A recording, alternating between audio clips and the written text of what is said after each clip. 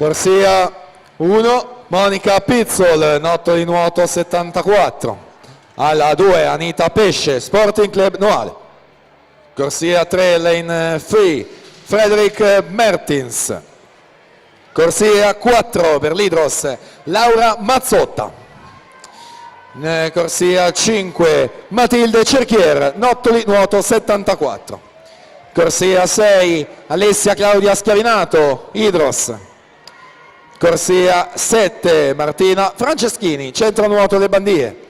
In corsia 8, Martina Mikulcic, stile libero.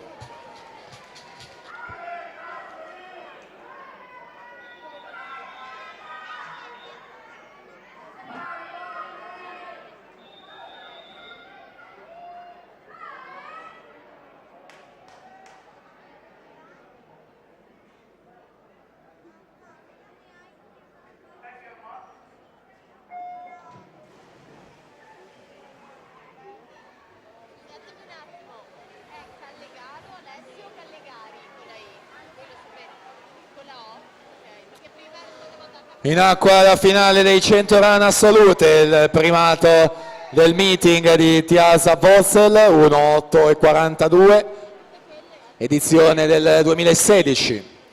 Miglior tempo questa mattina Laura Mazzotta, Hydros 1:12:29 in corsia 4.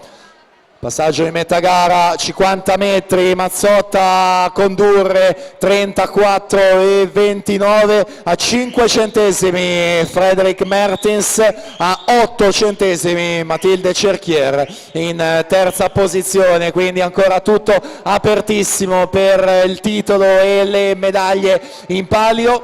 Centrovasca con Laura Mazzotta che prova ad andarsene, scappare via nei terzi 25, resiste Frederick Mertens in corsia 3, in 5 la Cerchier, ultimi metri per completare questa finale è Laura Mazzotta con 1:12:05 su Matilde Cerchier, 1:13:05.